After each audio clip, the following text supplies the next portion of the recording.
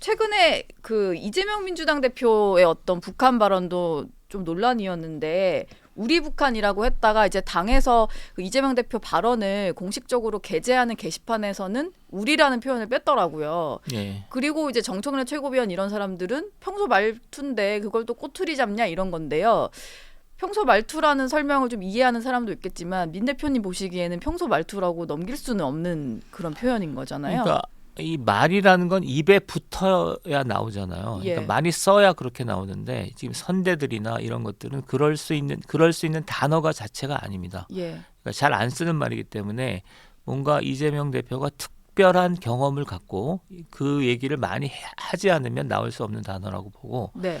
제가 이제 특별히 좀 교정했으면 하는 거는 예. 김일성, 김정일의 노력이란 말이 있잖아요. 노력. 예. 노력이란 말이 그러니까 평화에 대한 노력인데 그게 북한에서의 얘기하고 좀 다른 얘기입니다. 그러니까 패널들이 나오셔서 6.15 공동선언, 남북협상, 금강산이나 개성공산 같은 것들이 김일성, 김정일의 노력이라고 얘기하시는데 네. 이 맥락에서 북한의 주장은 그게 아니라 북한이 핵을 가지고 북한을 포함한 한반도 전역을 미국의 전쟁 위협으로부터 막아내는 것 이걸 노력이라고 합니다. 아, 북한에서는 자신들이 핵을 가지고 있어야 한반도에 평화가 오고 네. 그것을 위해서 노력하고 있다 뭐 이런 표현을 쓰나 보죠? 그렇겠습니다. 그러니까 전혀 예. 다른 맥락입니다. 이것도. 그러니까 여기에서는 이재명 대표가 잘못 인용한 것으로 보이는데 네. 일단 김정일, 김일성의 노력이라는 건 북한의 용어로는 그런 맥락이다라는 거죠. 예. 그다음에 민주당의 대북 인식은 저는 최근에 하여튼 민주당의 대북 인식에 대해서 사실은 굉장히 놀라운 생각을 하게 되고 이재명 당대표의 그 발언에 대해서 우리 네. 북한이나 이 발언에 대해서 사실은 일반 사회인들하고 그래도 북한 전문가라고 하는 사람들이 많이 지금 체감이 다릅니다. 예. 그러니까 북한 전문가인 사람들은 그러니까 제1당의 당 대표로서 할 수 없는 말을 지금 한 거예요.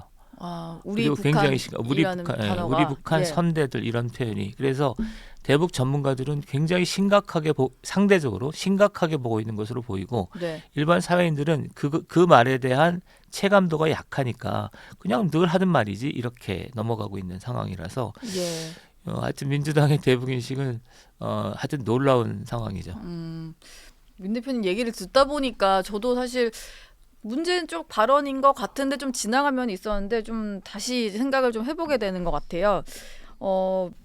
이재명 대표 얘기까지 좀 해보고 있는데 어제 민주당에서 컷오프 기준으로 5대 혐오 범죄에 대한 기준을 제시를 했습니다. 근데 이걸 보니까 이재명 대표 과거에 음주운전 전력이 있는데 요건 또 포함되지 않는 기간이더라고요. 20년 전 일이라서. 그래서 뭐 한동훈 비대위원장은 이 대표만 피해가는 기준인 것 같다 뭐 이런 얘기까지 하고요. 그렇게 봐야 되겠죠. 지금 이재명 대표가 당대표가 되면서 그러니까 최소한의 도덕윤리 또는 부정비리에 대한 기준이 막 흐트러진 거죠. 예. 사실 좀 깨놓고 얘기를 하면 이재명 대표에 맞춰서 공천 기준을 세우는 거니까 이건 뭐 이렇게 할 거면 뭐 공천 기준 같은 게 세울 이유가 없는 거죠. 그냥 이재명 대표에 맞춰서 하면 되는 거니까. 예. 사실 이재명 대표의 어떤 도덕성 기준에 맞추자면 사실 다른 사람들에게 더 엄격한 걸 적용하는 것 자체가 불가능한 거죠. 예. 좀 쉽지 않겠다는 생각은 좀 들고요. 예. 지금 한동훈 위원장이 당과 이제 대통령실 간의 갈등 봉합한 이후에는 또 이재명 대표 향한 목소리를 좀 키우는 것 같습니다. 정치 개혁이 사실은 어찌 보면 민주당을 향해서 다 지적을 하는 거라 할 수 있잖아요. 우리는 예. 이 정도로 개혁할 수 있는 정당이고 그 개혁에 대해서는 목소리를 내지 못하고 답변을 하지 못하는 게 민주당이다. 뭐 이렇게 다시 좀 그 구도를 만들어가는 것 같아요. 좀 예. 그런 정치 개혁 목소리 내시는 거에 대해서는 좀 어떻게 평가를 하십니까?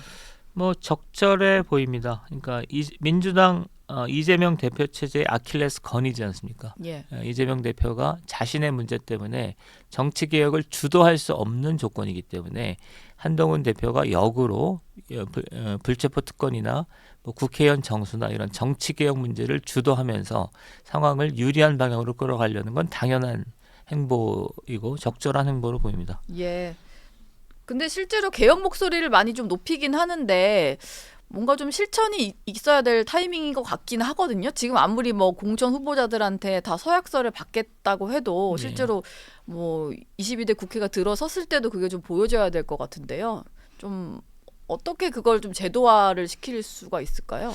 두 가지가 좀 꺾인 거잖아요. 예. 하나는 이제 대통령과 비대위원장 간의 갈등에서 약간 시선이 분산된 측면이 있고, 네. 두 번째는 어쨌든 한동훈 체제는 공천 개혁이나 새로운 정치 개혁이라는 여망을, 국민적 어떤 기대를 안고 출발했는데, 이게 대통령과의 갈등 속에서 약간 좀 속도 조절을 해야 되는 상황이 있는 거죠. 예. 그러니까 제가 볼 때는 핵심은 제도라기보다는 새로운 세력의 출현이라고 보거든요. 아, 기존 정치 질서 예. 또는 정치 세력과 무관한, 또는 그거를 뛰어넘으려고 하는 세력이 만들어질 거냐, 그렇지 않은가에 따라 정치 개혁의 폭은 좀 차이가 날 걸로 저는 생각합니다.